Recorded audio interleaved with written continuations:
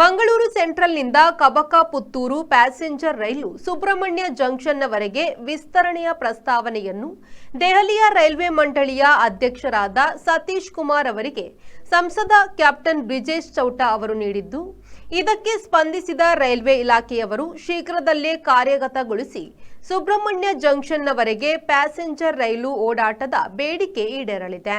ಕರ್ನಾಟಕದಾದ್ಯಂತ ಇರುವ ದೇವಸ್ಥಾನಗಳಲ್ಲಿ ಅತ್ಯಂತ ಹೆಚ್ಚಿನ ಯಾತ್ರಿಕರು ಸಂದರ್ಶಿಸುವ ಸುಬ್ರಹ್ಮಣ್ಯ ದೇವಸ್ಥಾನಕ್ಕೆ ಮಂಗಳೂರಿನಿಂದ ಪ್ಯಾಸೆಂಜರ್ ರೈಲಿನ ಅವಶ್ಯಕತೆ ಇತ್ತು.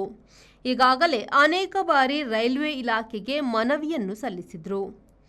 ರೈಲಿನ ಮೂಲಕ ಸುಬ್ರಹ್ಮಣ್ಯಕ್ಕೆ ಕಡಿಮೆ ವೆಚ್ಚದಲ್ಲಿ ತಲುಪಬಹುದು.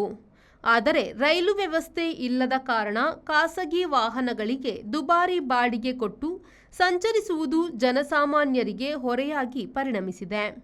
ಈ ಹಿನ್ನೆಲೆಯಲ್ಲಿ ಕಬಕ ಪುತ್ತೂರು ಪ್ಯಾಸೆಂಜರ್ ರೈಲನ್ನು ಸುಬ್ರಹ್ಮಣ್ಯದವರೆಗೆ ವಿಸ್ತರಣೆ ಮಾಡಬೇಕೆಂಬ ಕೂಗು ಜನಸಾಮಾನ್ಯರದ್ದು. ಈ ಬಗ್ಗೆ ವಿ4 ನ್ಯೂಸ್ನಲ್ಲಿ ಸಮಗ್ರ ವರದಿಯನ್ನು ಬಿತ್ತರಿಸಿ ಸಂಬಂಧಪಟ್ಟ ಇಲಾಖೆಯ ಗಮನಕ್ಕೆ ತರಲಾಗಿತ್ತು. ತಕ್ಷಣವೇ ಎಚ್ಚೆತ್ತ ಸಂಸದ ಕ್ಯಾಪ್ಟನ್ ಬ್ರಿಜೇಶ್ ಚೌಟಾ ಅವರು ದೆಹಲಿಯ ರೈಲ್ವೆ ಮಂಡಳಿಯ ಅಧ್ಯಕ್ಷರಾದ ಸತೀಶ್ ಕುಮಾರ್ ಅವರನ್ನು ಭೇಟಿಯಾಗಿ ಮನವಿ ಸಲ್ಲಿಸಿದ್ರು.